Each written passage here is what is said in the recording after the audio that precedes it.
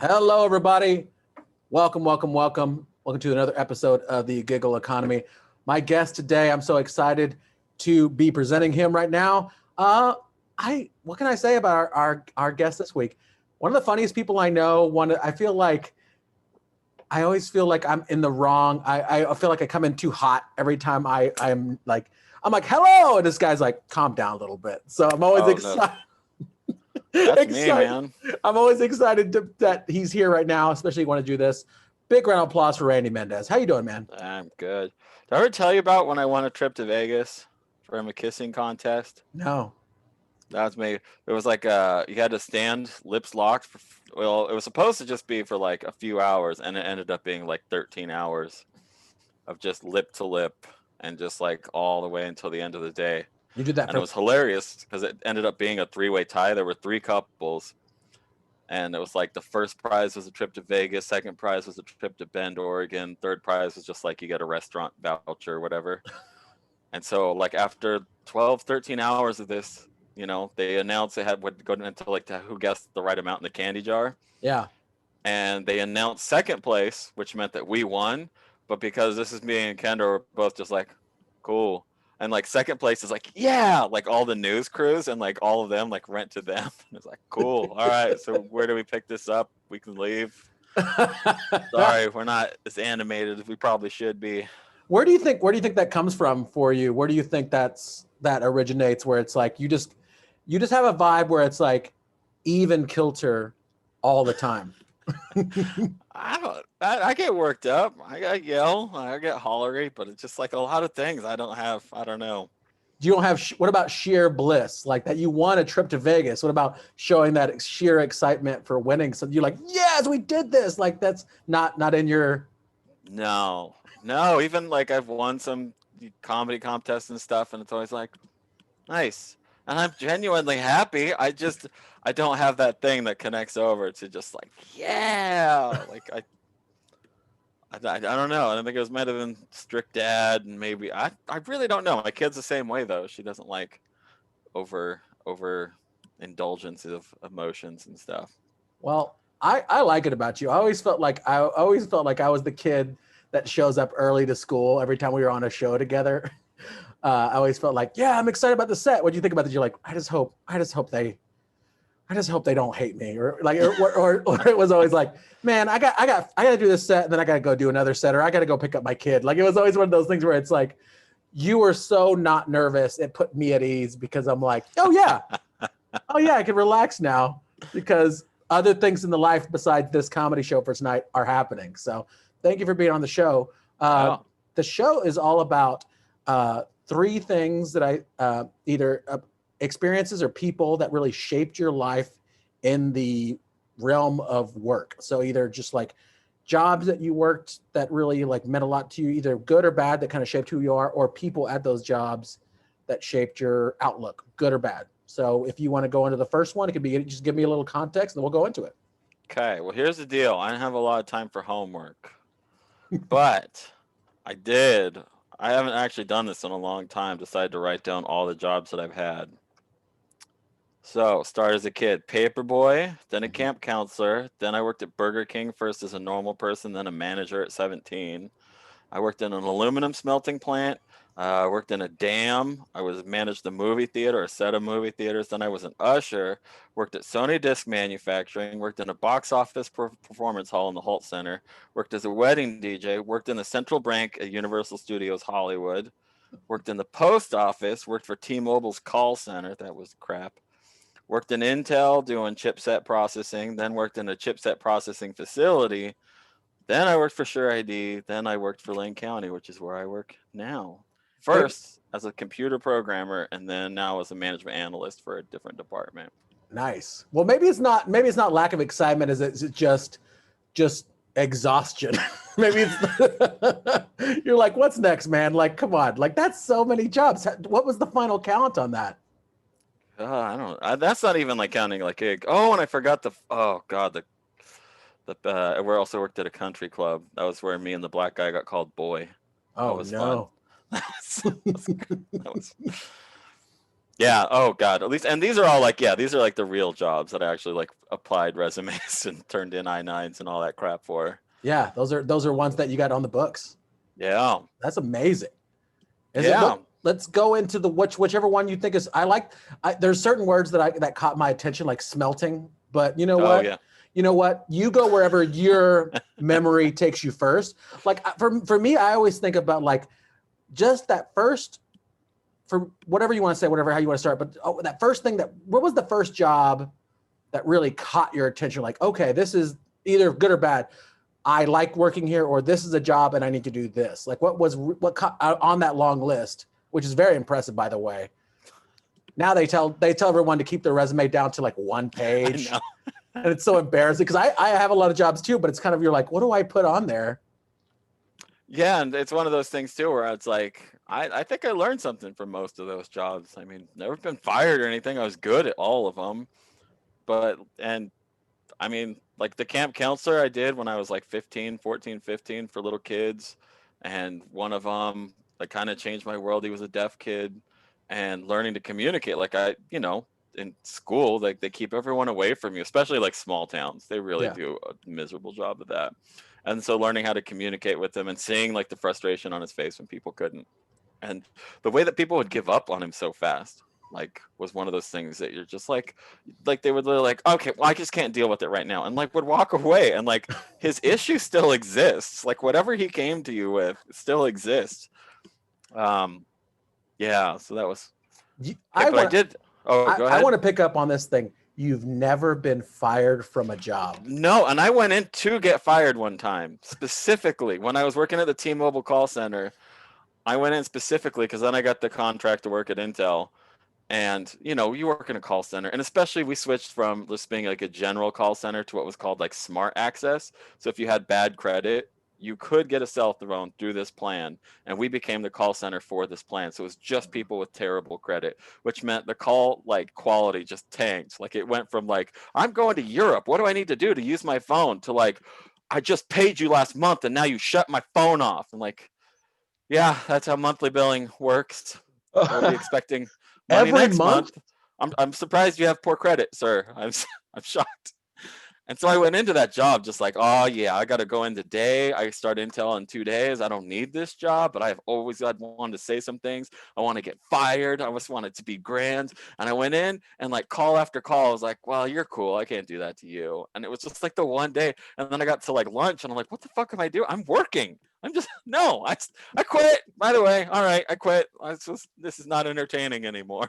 Oh, that's I love like when you're like, I want to have that Lumberg moment, but then you're like, I can't do it. The people are too nice. It's not you. Like, have you ever had that dream, like that dream moment in that T-Mobile job where you're like, this is how I want to get fired from this job? Did you play through that scenario? I had plenty of them. Oh my God, I was the master of like the little mute button. So I was like, how can I help you today, you dumb piece of shit? And like, just boom. And I was just like testing, just trying to get myself in. Like, I always do this subconsciously where I try to get myself in trouble. I don't know why. And I just need to sabotage things. Oh, But actually, that does put me on one of the ones that I wrote down specifically was Intel, of actually just letting go. So Intel was a 1-year contract, went out, and it was 12 and a half hour shifts, which I liked because you get a lot of time off. It was miserable on your days on, I and it was bet. super cush because you like, for me, I worked in this like acid etching bay, and it was supposed to be like 2 people on, and then they get replaced by 2 people every like hour and a half. You guys switch out, which meant you have like hours off. So I watched all of Freaks and Geeks, all of Buffy, all of The West Wing while working at that. I had all the commentaries. The Freaks and Geeks commentary set is the best, by the way, because it's like not only is it like the commentary from the cast and crew and all that stuff, but then they have like each track will have like a random one. So it'll be like the parents of all the kids because they all had to be on set every single day. Oh, So rad. they had their own stories, and they had like the fan group that tried to keep Freaks and Geeks on the air. they got to do their own commentary on one episode. So I listened to like the show, the commentary, and then the extra. That's like how much time you got off at this job. I think we're getting that vibe that you're basically, we're going to find out that you're basically a savant with the amount of job that you had, and that you're one of those bored geniuses that you're like, we're going to find out that you're like, you're like, I just didn't know what to do with my time. Everything kind of was easy. Did you find that way at work? Well, that's funny you should say that, because it happened. I got in there, and so it was like 2 on, 2 off, 2 on, and I was like, I don't like sharing music because there's like a CD player at the end of the bay, and I don't want to chit chat either. If I can do the job by myself, can you guys just leave me alone? And they were like, you can't run a bay by yourself. And I'm like, I'm pretty sure I fucking can. And they were like, okay, we'll give you 1 week. And at the end of the week, I got my own bay. They kicked the other dude out, and he had to go find somewhere else to go. And it was great. I loved it. Just go in, put my own jams. That was back in CDs were still around, and I had all my mixes that I'd throw in there. And yeah, loved it. And I was like the complete dick about. By the way, I was a temp at this job. I was on a 1-year contract. I was a temp. Very impressive. And I absolutely refused. Just, I don't know why I think I can get away with things sometimes. I mean, obviously it ends up working out, but like very Japanese run company. So in the mornings or evenings when you get there, they would like go do their calisthenics. And I was like, yeah, I'm not going to do that. Don't need to do jumping jacks with you people. And they were like, it's kind of required. And I was like, I kind of will just quit. And they were like, fine. And it was just like constantly like that. And then one day, so not only did I run the bay by myself, I also like helped them set like record breaking numbers. And we had that 12.5-hour shift because you overlap a little bit with the other shift, so you can kind of do a handoff. And at the end of every one of my shifts, I would make sure like everything's lined up. Like I had a system, and I made sure that like our racks for all our products are there, and the stuff that's running is clearly labeled. And then I would come in for my shift, and it would just be a complete shit show. And I'd call the manager over and be like, dude, you're pushing it. I'm just telling you, I've told you this. You're pushing it. And then one day, I don't know what happened. I don't know what it was. I got in, looked at the bay, saw it was crap, got on the microphone that went throughout the entire plant and said, I need a goddamn manager at Bay 6. It's just like, and at some point, like, it's kind of embarrassing because I don't know if you've ever like really lost control in front of people. Like he comes in there and I was like, these motherfuckers, I've had it with them. I've had it with their shit. You know what? I've had it with your shit too. How many times I got to tell this? You're a fucking manager. Why don't you manage something, you piece of shit? And he was like, dude, you need to take a day. You need to take a day. Why don't you just take a day off? Go home. And I was like, and so he's like literally pushing me out. And as I see other people, I have complaints about what they've done too. So this, as they're pushing me down this long hall to get out, I'm like in my bunny suit and everything. I'm just like, and you, how many times I told you to label the fucking trays, you piece of shit? And then we're like going by another bay, and I'm just like, and you guys, god damn it, how hard is it to keep up with me? I'm one dude, you're two people. Fuck you. And they're just like pushing me. And I'm like, each person I see, I'm just screaming at them. And then they finally like push me into the clean room so I can get dressed. And I don't even remember going home, to tell you the truth. I remember getting pushed into the room, and then I remember I went home and went to bed, and then the next week, it was like that was like our last day, and so I had time to cool down. And I was just like all weekend, I was like, "You fucking freak! You freak! You cannot talk to people like that." Like I guess I have to go in and go get fired, and so I go in, and my head's just down, and I go in, and everybody through the shift, nobody will talk to me except to come into my bay and be like, hey, Randy, did you notice the storage room's been cleaned out? I'm like, it's fine. I'm not a psycho. Hey, Randy, did you notice the boxes are all lit? Yep. You guys really shouldn't be rewarding that behavior. I like that you said freak in there because I was immediately reminded of Freaks and Geeks and about Martin Starr, especially his character Guilfoyle in the HBO show Silicon Valley. I'd be like, oh, I think you were the inspiration. I don't know if someone was there, but we should check the writing credits because that seems like something like I can see that whole scenario play out, and just I'm already impressed, man. And that was just a contract. They didn't offer you a job from there, or you just you had to have a degree, and I didn't have a degree at the time. And they tried to work. It didn't help that I said some other things to my manager that probably weren't the best. Like what? I I don't think I used the word inept, but I said that there was a lack of leadership amongst this group. And oh, you know what? Another thing that really made him mad. One of the most bizarre things. So there was like one of the times when the lottery had gotten to like 400 million, 500 million. Everybody's playing, Mhm. whatever. And he walks by my bay and he's like, "Hey, you get a ticket?" And I'm like, "Oh yeah, I got one. I'll check it on my lunch." And so I go to lunch and I come back and he's like, "Hey, did you check your ticket?" And I was like, "Yep." And he's like, "Not a winner?" And I was like, "Well, I'm still here." And he like the look on his face, he was like, "You would just do that to us?" I was like, "What the? I'm a fucking temp for 400 million. Yeah, I would walk out here in my clean room shit. I would shit on the lawn. That's what I would do on my way out of here. Are you fucking insane? What? You would just leave us like that? You can drop me literally like that. I'm a Yeah. temp. I'm the least worthwhile person according to your entire organization." I like how that story started where I think I called him inept and then just expanded to that beautiful rant. I love it so much. Oh, Do you find like there's that line, and like said, someone that's worked in corporate settings before, that it's like they want like they want a sense of, they want people to have a sense of humor, but it's yeah, like baseline, like vanilla. And if you say anything like actually funny, like we both do stand up, we both try to make people laugh with our thoughts.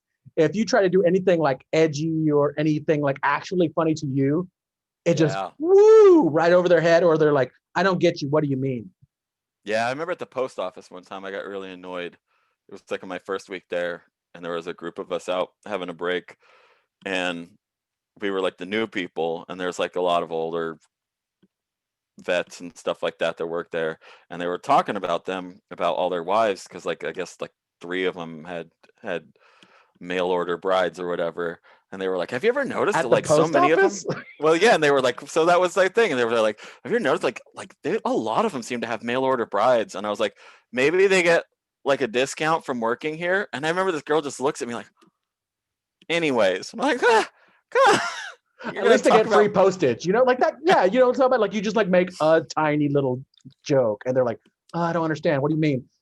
Taking postage is against, or whatever it is. They're like, that's against the law.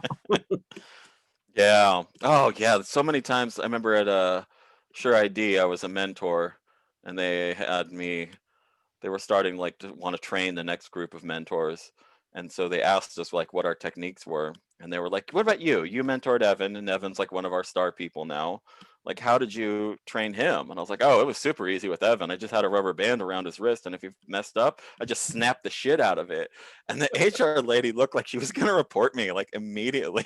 I was Clearly, can you not tell? I'm here. I do a good job. I'm here because I'm being recognized for doing good work and for churning out good work in others. Can I have this one? Can I?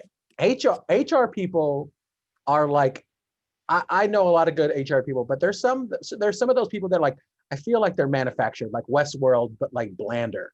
Like Yeah. they're just come out of a pod, and you have factory setting human being. They're just like, I don't understand why you would do that. Yeah. Oh man, it makes me even more impressed that you didn't get fired from any job so far. This is just one of those things. Like, let's hear these stories about how Randy never got fired from these jobs that he might have deserved being fired from, Oh, maybe once or twice. Like that's yeah. like, okay. So I've dodged some bullets. I will say that much. I've definitely dodged some bullets. did you ever have any of those jobs at the beginning of your working life? I'm probably not paperboy because I heard you say. By the way, everyone that I've interviewed so far, I've interviewed 3 people. Everyone said paperboy so far. Even I had a paperboy job. What is it about that job that just says, yeah, boy bike time? That what is it about that just is very appealing to someone in the new job market? I don't know. Like it's just something. It's like a rite of passage. I don't know Yeah. what it is. At the time, it was also like your only way of like earning legit money. And it feels like you're responsible. You're delivering at the. I mean, back this is when like this is how people got news, and Yeah. yeah, it was like a Now, legit thing. something I didn't ask the other people that said they were paper. Shitty bike, good bike. Which one was you? Where were you in the whole? I was a shitty bike. I had like the Walmart brand of Huffy, but it was whatever the Walmart brand was. It was like a $99 bike. Yeah, I never owned a good bike, so it was always the pretty basics. I like had like all those like beads. Like I would like dress it up. Like, you know, when like someone has a bad car, but they have all like the leather trim inside. You're like, this is just like a sedan. Like, what are you doing with that? That's what I would do. And I was so I liked walking the route a lot more, except that we had literally every scary kind of dog on my route. We had like literally like a German Shepherd, some Doberman Pinschers, some Rottweilers that would escape occasionally. There was a dog named Bear who you had to like walk way up their driveway. Yeah. And you could just hear like a heavy chain moving in the dark. And you're just like, come on, man. That's some Stephen King some shit right there. That's so scary. I am not joking. You always see that in sitcoms where they always see like delivery man or someone getting chased off by a dog. I've been bitten by dogs in the calves and in the legs. Fucking no joke how bad it hurts. Like drawn blood, had to go to the hospital. Like, do I have rabies now? Because this one kid that I went to high school got rabies. And his name was Thomas. I won't say his last name because we still might be friends on Facebook. But he had to get shots in his belly button for like 3 years. And I was like, no way. So I was so aware of like, okay, don't get rabies because I don't want to get shots in my belly. Because that sounded like the worst punishment for doing a job. And I was so scared of that. I don't know why. So let's talk about, this is a new question, because the way we used to do the podcast, we talked about, it was before comedy, during comedy, after comedy, but now we're switching things up. I want to ask you a specific question about any job that you had on that list. If you could give yourself, do you remember one job on that long list that you had that if you had to relive over and over again in some kind of Groundhog Day situation from start to finish, you would do, even if it's just once? You're like, oh, let's do it. You could go, Randy today could go back in time and experience that day 100% all the way through. That one's pretty easy, and it's the job that ruined me for all other jobs, which was Burger King. Wow. Loved working at Burger King because it was completely irresponsible of them. It wasn't.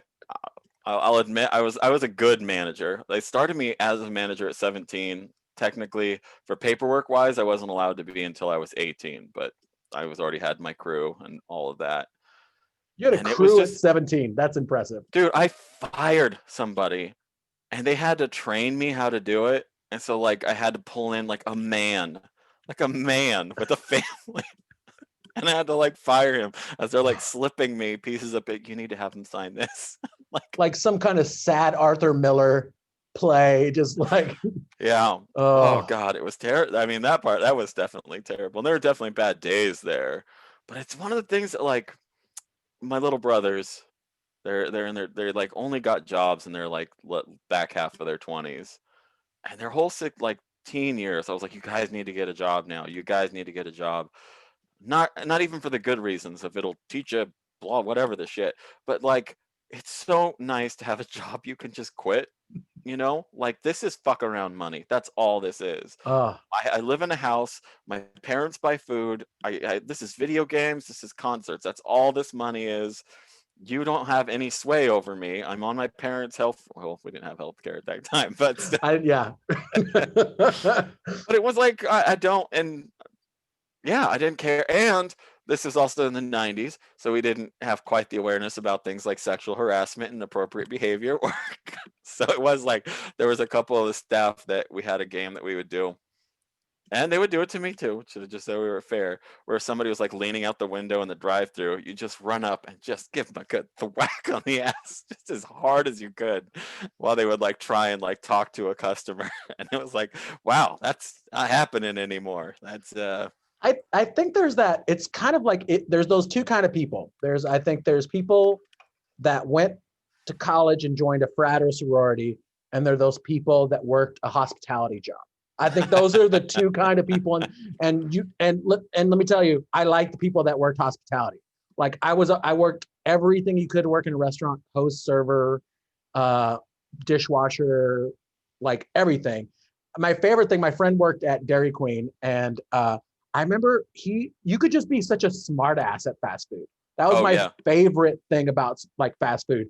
Like he would work at Dairy Queen. They're like, what's good here? He's like, oh, I hate this. All this food is shitty, but I'll make it for you because you probably have shitty taste, right? You probably think this is good ice cream, right? This is shitty ice cream. He goes, I literally take mix and this other crap. He goes, if you knew what I do to make this soft serve, you would never eat here again. But I guess the peanut butter buffet or what parfait or whatever it is, he was the best. Like he was just so funny. Another time I was eating at Dairy Queen because I would just hang out with your friends. You'd also just get free fucking food all the fucking time. I ordered a burger. And I remember taking a bite and they just gave it to me for free, which nothing tastes better than a free burger. And then you bite into it and there was a piece of paper in there. And I was like, what the fuck? And it was a paper heart that he had put in my burger.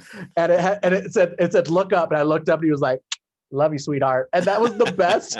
That was the best laugh I ever had in my life to that point. I was just like, what a fucking like wonderful experience. Also, everyone there at that Dairy Queen had a story about how they did something that would have been a crime that they would have gone away for along if they were adult, but they were under 17. Like this guy goes, yeah, I'm working here to pay off my debt to society. He's like, what's your debt? He's like, yeah, I got really into blowing up porta-johns. So I got to pay the city back like a couple grand. But as soon as that's done, I'm out of here. Like, God, I thought we were going to watch, he wasn't a janitor. He was like he would clean like the grease vents and all that kind of crap every night. But that guy was a psycho. And I remember I thought we were going to see him get shot in the parking lot because he comes wheeling in and he's got a cop car behind him. It's midnight and they're pulling him over. I don't know what for, but he's like getting out of the car and getting into his trunk. And they're like, get back in the car. And he's like, I'm late for work. And they were like, get back in the car. I'm late for work because of you, bitch. And we're like, what the fuck? John, stop. Like, who does that? Oh my God. The guy who served time. That's who. Yes. So what is that day for you that looks like? What was that perfect Burger King manager shift day? What did that morning shift, afternoon shift, late shift, where was? Tell me, let's paint Definitely the picture. A closing shift. Okay. This is when you actually got to close. That's the thing is when I look at like fast food workers now. They don't get to close 24 hours, right? They don't close. They have to like the person is taking an order away from the computer. So they're like over here and then they have to remember and they like walk over and put it in because they're fucking filling up fries while they're hearing this person on one. And it's, that sounds like a nightmare to me. Yeah. And it helps being a small town too because where else are you going to go? Because I literally, that was one of my favorite parts too. I would definitely want customer complaints because I loved customer complaints because I did not give a fuck. And they would just be like yelling at my employees and I always backed the employees. I mean, if they did something wrong, it's not hard. Like, okay, so we put pickles in your Whopper and we weren't supposed to. Hold on a sec, we'll make you one. Whatever. But if you're going to raise your voice at my people, like, I'm not fucking having that. They don't make enough money. I don't make enough money as a manager, so they definitely don't. And so people would just be like, I'm never coming back here and again. I'd just scream at them like, oh my God, what's Burger King going to do without your $2.96 every fucking once a month? Get the fuck out of here. Right? Just go on. Now we call those like Karen moments or like COVID moments because people not wearing a mask or people like being shitty. But back then, if you didn't have your crews back, I remember like even if you didn't like even if you hated the person, you still had to have their back because it was like you versus, it was like a weird Harlem Globetrotter. You were the Harlem Globetrotters and they were the Washington Generals. And you're like, fuck you. You fucking suck. We're going to go fucking hard on you. Fuck you. It's such a weird mentality to work in fast food like that. It just, so you were working, what's you're closing that day. What's the worst order to get on a closing shift at Burger King? Like what's see, here's the problem with Burger King. It's so annoying is their stupid ass slogan, the like to have it your way, and so people would, it's like every restaurant is have it your way. You can go into McDonald's and be like, give me a Big Mac with no cheese. They're going to do it. But because you say have it your way, people specifically would be like, all right, one Whopper, light lettuce, heavy tomatoes, light ketchup, extra. And you're like, you won't. Go home and fucking make it. It's like the Second Amendment. Amendment. Have like 9 Whoppers like that. Each one it's like the Second Amendment or free speech amendment of like fast food. You're like, we're putting too much power in someone's hands. And like you didn't have, did you have those modifiers that you could do light lettuce and shit? Or did you just have to remember? You did? Okay. Yeah, we had the modifiers and then you call it out over over the speakers. And then the person like literally like had the Whopper, like the little label thing has like a picture of each of the things. And so you'd plus, minus, plus this, no to this and all that. And I've done it on stage before and it makes me so mad. There's like some people when they do stories on stage and then they're like, oh yeah, that didn't happen. I'm like, well, that's not fair. I had to live through it. But there was one that I used to do on stage talking about when I was in my manager's office and I heard And I was used to it because you would hear this regularly where somebody calls over the thing. She calls out her Whopper with extra, extra pickles. And then I hear her stop and go, with extra, extra, extra, extra pickles. And I was like, oh, some customer's fucking with her and was like, no, no, that's not what I said. So I run out of the office and I'm like, no, no, I got this one. I got this one. And so I just like put like the bun down and just a handful, just boom, and then put the meat on it. Another one, boom, put the fucking tomatoes on it. Another one, boom, put it on, put one on top of it just to, as an extra fuck you. And then just had to squish it down so it would even fit in the wrapper, throw it over, and then just sit back there in my little manager station and just wait. Manager to the front. All right, here we go.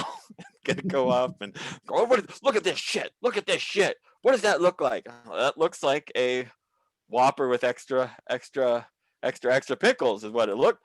She probably should have charged you for that many pickles and just fucking made like he went through the and it was so. That is the shit that I live for. Just day to day. I also like to go out. I gotta tell. My kid is now. She constantly asks me for Burger King stories, and none of them are good. She asked about specifically that when I would get bored, I would take a smoke bomb out into the parking lot and put it between the front two wheels of a car in the parking lot, so the smoke comes up and it starts pouring out of the hood. And you walk in, and you're just like, someone with the blue Nissan, your car's like on fire or something, and you just watch somebody just run out. And then that was fun, but my favorite part was I would try to get them so mad when they got back in. So they come back in, I'd be like, hey man, do I need to call somebody, like the fire department or something? He's like, no, it was just a smoke bomb. And I was like, God damn it, that pisses me off. He's like, pissed me off too. I'm like, I bet it was a fucking teenager. And he's like, I bet it was a teenager. Teenagers today got no respect. And he's like, yeah, look at me, I'm managing a Burger King. You don't see me pulling that kind of shit. Dude, I hope you didn't. Oh man, what I love you are completely right. It's like you're getting, it's like that, it's that Dire Straits song, Money for Nothing. Yeah. You know, it's like, this is great. This is so great. Do you remember the layout of your Burger King? Because I have so many Burger King memories. Did you have one of those upscale Burger Kings with like the lounge, with like the gazebo, like lounge? Or did you have one of the basic Burger Kings? We had the basic with the playpen. Okay, because I remember mine that had that little atrium, the little burger atrium with the nice glass. And I was like, this is fancy. This is like, and also, do you remember, I can't remember off the top of my head, Pepsi or Coke products at Burger King? Oh, that's a good question. I can't remember. I think Pepsi, right? Pepsi. I think I remember blue cups. That was a big thing because it was like Coke, McDonald's Coke, Burger King Pepsi. Yeah. And that also reminds me that I have had this spirit, like I told you about the other place where they're like, we do calisthenics in the morning. So I'm like, yeah, I'm not going to do that. Where this is my new job. I'm trying to get a car. First night, they had a hazing thing where, like, you know, the little ketchup, those little plastic ketchup holder things. So there would be like stacks of those out by the ketchup. And they would be like, I'm really sorry, dude. The manager is just like a freak. He opened this place in 1989. He wants 89 in each stack. And that's how we'd haze the new person. And that was like my first day. I was like, yeah, I'm not going to do that. And they were like, what? And I was like, I'm not going to count those. It doesn't fucking mean anything. And they were like, well, you have to. And I was like, I actually don't. I could walk out right now. Fine. And then later they told me that was supposedly a hazing thing. I love that I like that you're Alec Baldwin and Glengarry Glen Ross. You're just the guy, you're the guy that like takes no shit, gets in there and like, not only am I going to make this a better place, I don't give a shit that I made it a better place. And I'm done. That's fucking. So was Burger King the first place that since you were closing shift, you were a manager, where at the end of the night you close it up and you kind of looked at the place that they entrusted with you and be like, wow, this is nuts. This is nuts that they let me close this business. Yeah. You like got to take the bank deposit in. You got to. I worked at a sporting goods store, and you would take the money and you would do the alarm so no one would break in. And that's such a big, you're like, wow, I'm a responsible adult. But also I was like probably like 17 at the time. That's just such a weird feeling. Like, oh, good job. Me and capitalism shook hands today and I did it. Like, it was such a weird American feeling to be like, I served enough burgers today. Let's go home. Dude, even weirder was when I worked at Universal Studios. I worked in the Central Vault, the bank there. So like where all the money flows into, we had to have $2 million in cash at all. I'm not sure if I'm Whole, supposed to say that, but I haven't holy, worked there in a while. I think And the so you'd statute be of doing these limitations things. would be fine. Yeah. But there would be times where you're like preparing a bank deposit and you're just like at some point it all just becomes like factory. It's just like product. And you're just like, okay, do we have enough here? Do we have enough here? And then you just be like, oh, this is $800,000 I'm holding in my hands. And I wish I was, I don't know. It's like always that horrible part of being smart enough to know that I'm dumb enough not to get away with it. Like, damn it. Like some shitty Steven Soderbergh movie, like Ocean 16 or something like that. Yeah. You're like, we're gonna take this fucking Universal Studios for all it's worth. Oh God, I would think about it constantly. Just like, nope, it's not gonna happen. I remember it is that weird thing you always have at every job. Like, how far am I gonna go? Like for me, like when I worked at food places, so like, am I gonna report all my tips? Probably 80% of them. You know, if I get a $100 bill from this pro golfer went into one of my restaurants and he'd always tip like $120. He would order like a margarita and like an appetizer, $20 meal, tip $120, and he goes, "That's for you." He goes, "You're going to college right now or whatever." Well, he goes, "Save that for your books or like that. I'll see you next time." And every time he'd come in, he'd always request me. I was like, "This guy's so fucking cool." He goes, "David, it's a tax write-off." I go, "Fucking, I love being someone's tax write-off. This is the best fucking night of my fucking life." But that's nuts, dude. Okay, another question about Universal Studios.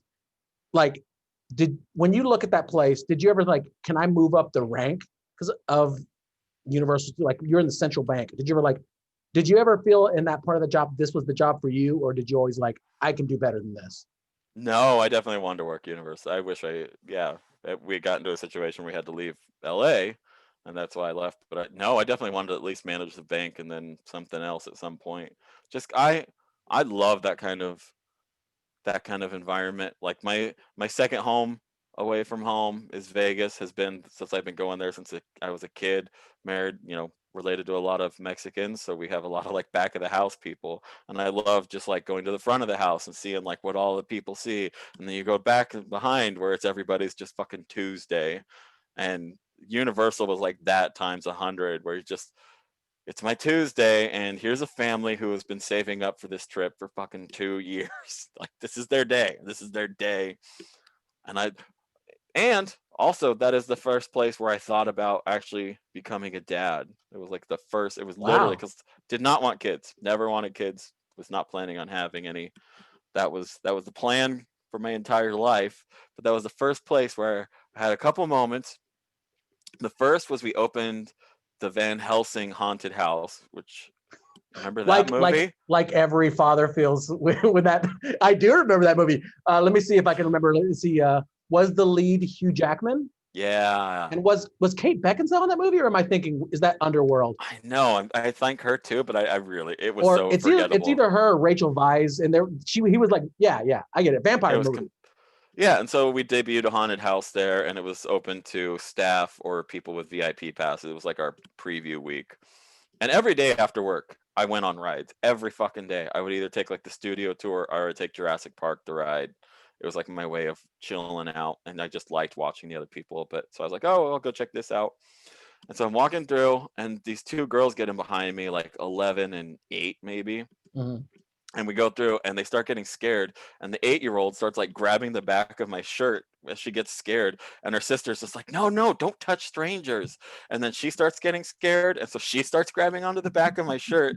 And as we go through, by the time we get to the end, they're both like claws on the back of my shirt, and I'm just like leading them through as they're like peering around like each room. And I was like, this is actually kind of fun. Like, this is like, I'm strong. All right. And then of course, like as we get around to the end, the light starts showing. I'm like, okay, you guys got to let go. You do not need to be holding on to a 20-year-old guy. Oh man, that sounds great. How did you get that job at Universal? How did that come about? Is there an interesting story there, or just wanted it and just like now you have to look everything online, but like back in the day, we're both like of the place where we either would just job searches were just starting to go online, but you'd have to look. Sometimes you'd have to like a fucking old timey. You have to circle a job like classifieds and shit like that. I remember what job was it that I think it was. Let me try to think. just some temp agency. I think I looked up temp agencies. It was like that was the last thing I was like, oh, okay, people needed telemarketing jobs or whatever. That's the last thing I remembered circling when I moved to Chicago. And I think it was like that was like 2011. No, that was 2007, 2006. They were still, you could still look up classifieds and still look up jobs in the paper. So, I mean, it's not that long ago, but I remember it was like you would go door to like, hi, I'm here to apply for this job. You'd have a newspaper under your arm and be like, I'm here for a job. Yeah, this was one which is kind of a common theme where it's like I feel like I know I'm a fuck up, but nobody else does. I don't think you're a fuck up. I just think that.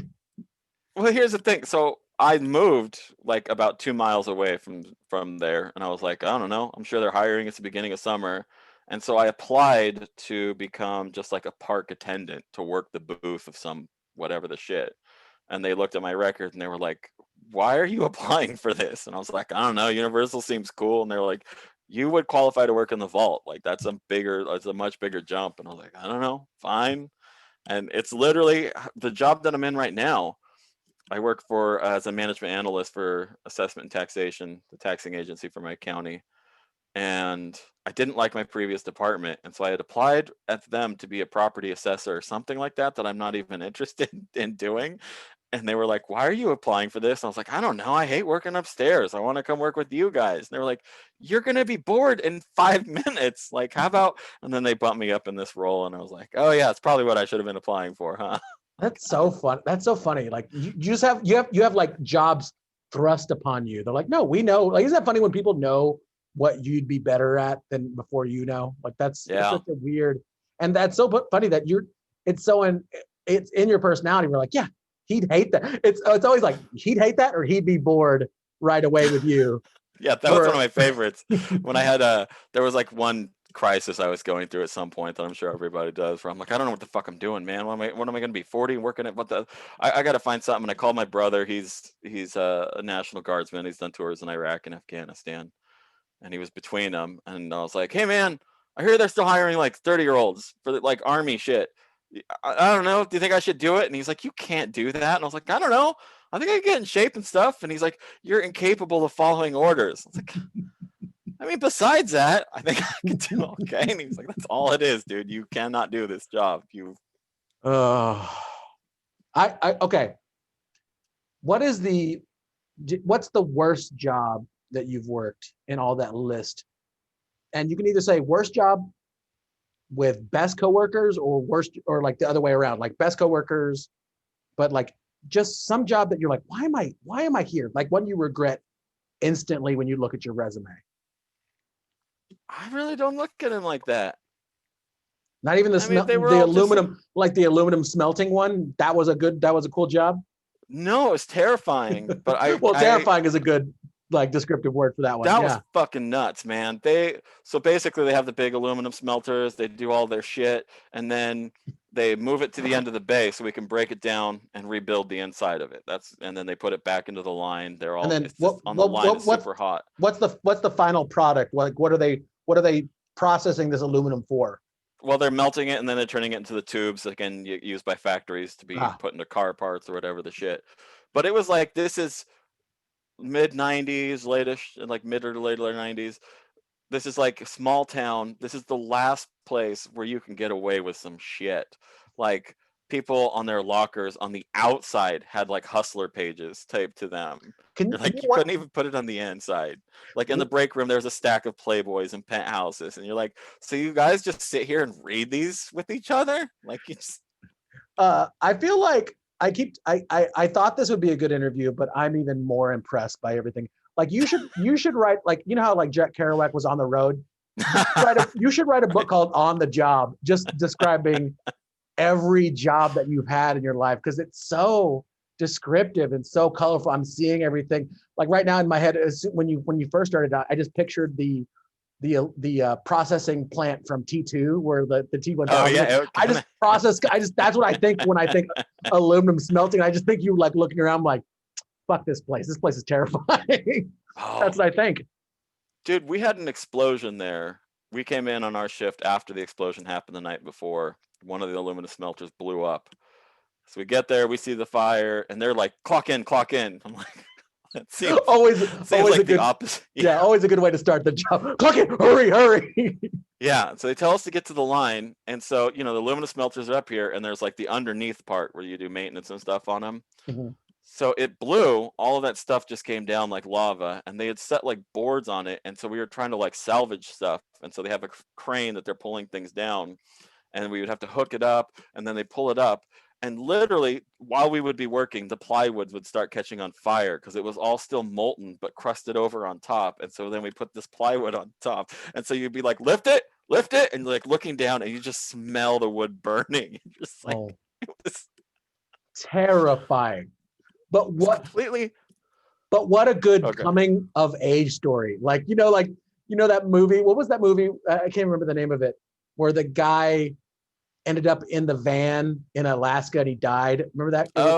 It's like Into the Wild, isn't it? Into the Wild, I think. That's your life. Like, where is this going? Where's our protagonist life going between Burger King and the smelting plant? This is insane. Your life is insane. We're getting ready to wrap up, but like, what is the purpose for you of a job? What does a job mean to you when you think about like the bare necessity besides the money and blah, blah, blah? Like what is something that you enjoy doing or something that you have to do? Like, what does it really mean for you to have a job? Why is that important to you? Well, that's shifted a lot. I mean, now it's all the kid. I mean, I would not be working the job that I have now if I didn't have a kid that I need to make sure has a decent life and has a house and overhead and healthcare and all that. I mean, that's really like when I think about work, it's just her. But back in those days, I mean, it was just, I liked being good. I've always liked being good. Like even at Burger King, when people were like, "Oh, you didn't give a shit," I was like, "No, we still fucking cranked out work. Like we got shit done." In fact, it was funny that I said that. The reason I said specifically I did not call that manager inept is because one of the few times I physically tried to start a fight at work was at Burger King, and I was just shift managing at that point, and we were way short staffed, and just if the beepers are going off, I would dream at night in my room that the beepers were going off in the next room, and I had to like get up, and if I opened the door I would be in Burger King and like, gotta get the fries down, gotta get this, and so like things are just going off, and I'm trying to keep up, and I'm like, management help, and I go and do this, and I'd run to the front, and I'm like barely keeping the entire kitchen going, and manager, we need some help out here, come on man, oh yeah 1 second. And then finally he steps out of the office and he's like, "Oh, I guess we'll finally help. I guess I'll finally have to help out because Randy's so inept." And it was like Kill Bill shit, where it was like he said that, and I was like, "You fucking piece of shit!" And I like ran up to him, and like I am not the kind of person that like has ever done this since, of like literally doing the chest thing where I'm like in his face, and I was like, "I will fucking kill you. I'll fucking kill you right here. I'll put your head in the fucking fire, you piece of shit." And like all of my staff is like pulling me back, and he was just like, "It was just a joke." And I'm like, "Inept, you motherfucker, you say that to me." And I was gone. I was just like gone. I am so glad I've never tried to be a smartass to you in my life, because I feel like I come at like sometimes it's a little bit of naive, good-willed energy that I come up with anything. Like it's just who I am. Like I said, I do on stage where it's like my voice kind of sounds like if Aladdin just kept being Aladdin and never found the genie. That's like my tone of my voice. But it was like I just terrifying. I never wanted to make anyone mad at work. I remember I made one of my chefs mad when I was working as a server. I was working a bartender server, and I made him mad. And my friend goes, "You fucked up." I go, "Why?" He goes, "You got to quit." He goes, "He makes all your shift meals. You're fucked." And I remember, and then I go, "Can I get this?" He's like, "Yeah, I'll get it." And then it took two hours for my shift meal to come around. I'm off the clock. It took 2 hours. And he's like, "Yeah, dude, Kane fucking hates you now." And his name was Kane, and he was like the coolest dude ever. And he kept like dating all the waitresses. You know that guy? He's like, "Yeah, hey kid, you know what a snowball is?" I'm like, "No." And he's like, "I'll tell you later, kid." And he's like, I was like, "What? Okay, well I gotta go. Can I have my sandwich that I wanted to order?" He was that kind of. It was so scary. This has been, I think, like I said, we're gonna wrap it up in two little parts, but this has been fascinating. I wanted you to look at the list that I have to go back when I edit this episode and look at this whole episode. Like one job that you'd like to talk about that we haven't talked about yet. And for the last thing we're going to do, what's the best choice you ever made with a job?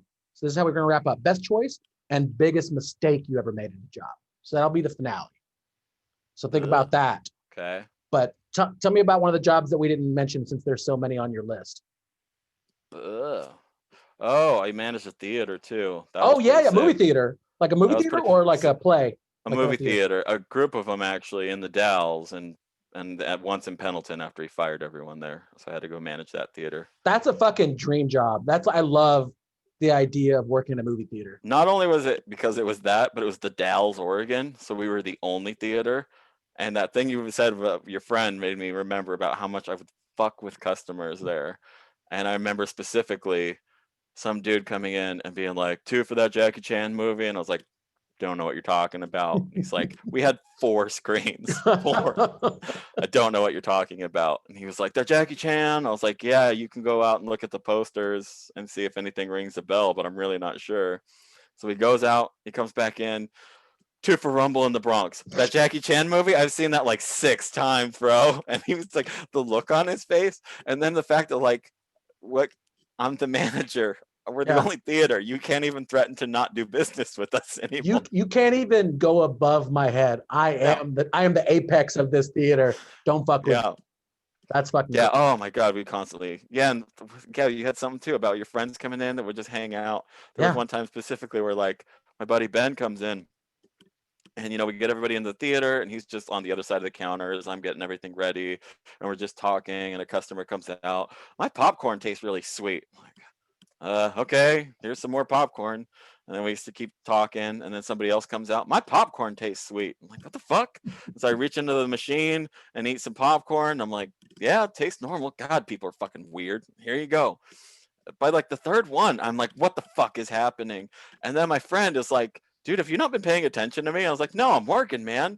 And he was like, not at all. And then it was like that weird, like Kaiser Soze moment where I was like, what have you been doing? And then I realized that he had been dumping the salt out of all the containers and refilling them with the sugar packets. And so, yeah, that's why I didn't see it, because I tasted it and then they put salt on it and then I went into the theater and was like, oh man, I miss those kind of things. Yeah, dude, but that's the best. Like just the shit that you could just, like when you didn't need it. Working like Jeff Bezos must enjoy the shit out of his job now. You know what I'm talking about? Like you don't need this. Like I saw a video of him playing with robot arms. Like that's a man that's just elated with. He watched.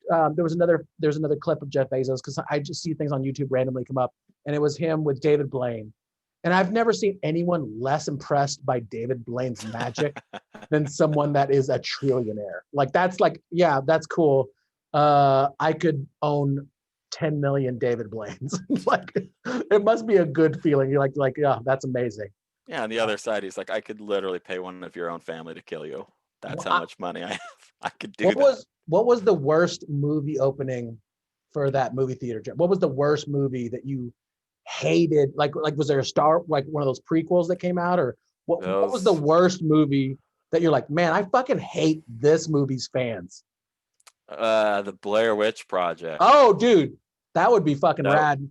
Which I loved the movie at the time and everything, but the amount of people that would come up and be like, I stayed until the credits and it said it wasn't based on a true story, but did that really happen? I'm like, I don't know. You can believe the Hollywood legal document that they put up there, or a manager in the Dalles, Oregon, I guess.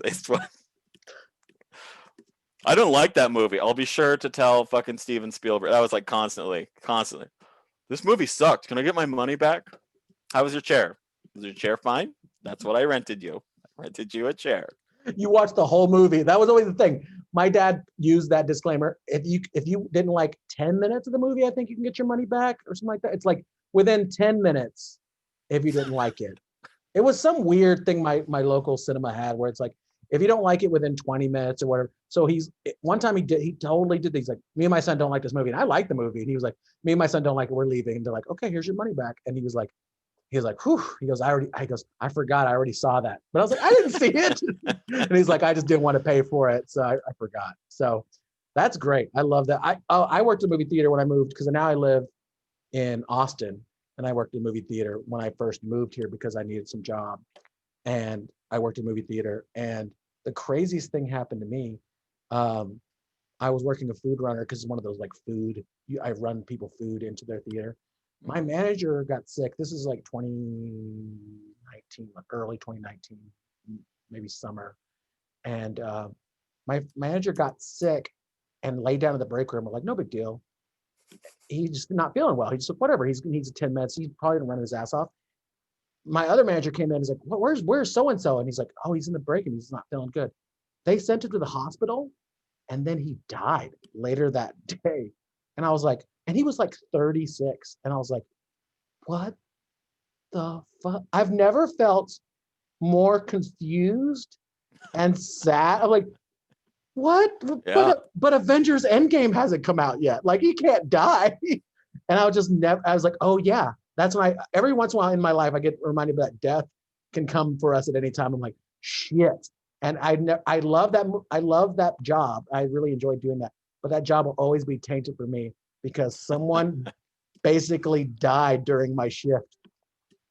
And I just like, oh, so I'm glad you had a better experience. Like, you had the fake death of Blair Witch, and I had the real death. And we had to like raise a GoFundMe for his wife and kid. It was so sad. But that's good. So let's bring it happier. Let's bring it happy. What was the best choice you made with with your money that you made from your jobs? What was the best investment, best thing you've ever bought with money you've earned from a job?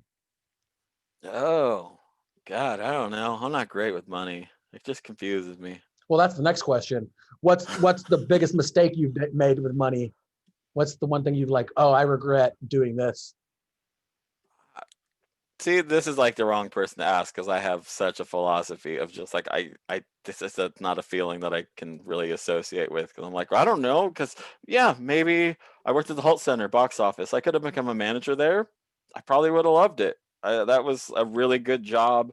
It had some stability if I became the manager, but I wouldn't have moved to LA. I wouldn't have done a whole bunch of other.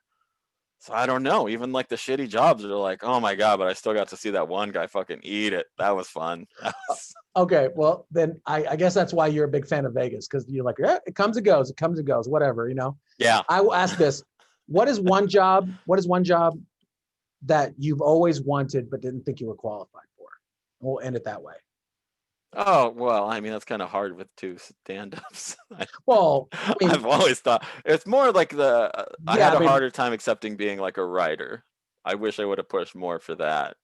That when I was in LA, one of the jobs I didn't list because it was just like gig work was writing for video games, which was just like I worked for this company, or I've gigged for this company, and we got to do such fun stuff there. Like, they had me, Midway was going to do a 30th celebration of at the game Asteroids and asked for people to like pitch ones, and my pitch got towards the end where I had to like redevelopment a few times. And that was just like I'd never tried to write like sci-fi or anything like that. That's so fucking cool.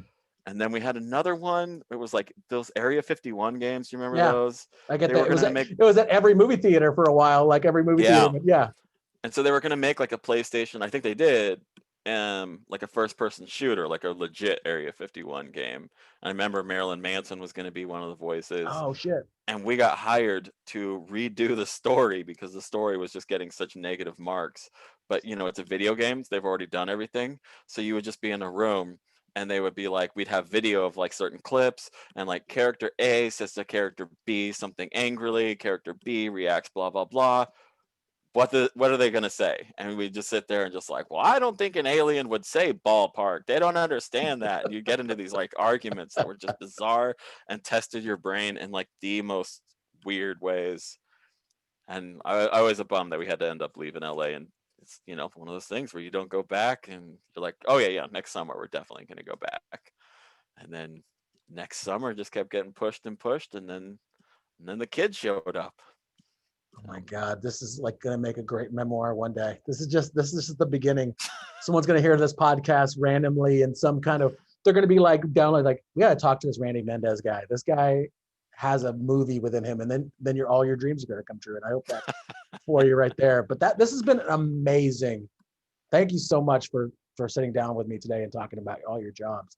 We'll definitely have to do another part. I mean, just like I said, if you want to ask, if people want to like get a hold of you, where can they find you on everything? So I'm usually under Old Man Rendo, I think, on like Twitter. I need people to play with Among Us, so find me there because that's. I haven't played yet. I got the app, and I've been watching the videos on Twitch and shit like that. But I want to figure out a group to play with. So yeah, definitely find. It's Old Man Rando on Twitch. Are you on Twitch? I think I'm on Discord. Okay. Yeah. Find Randy. Go play video games with Randy. And otherwise, work it when stand up come back. They'll find you on stand up once all that stuff comes back. But it's been an amazing time, and I really thank you for doing it, man. This has been so much fun. Yeah, it's really been great to see you too. Yeah, and we'll talk to you soon. Yeah, we'll talk to you soon, and then I'll say bye to you a little later. But thank you so much. I'm gonna stop recording. Ready? Hold on.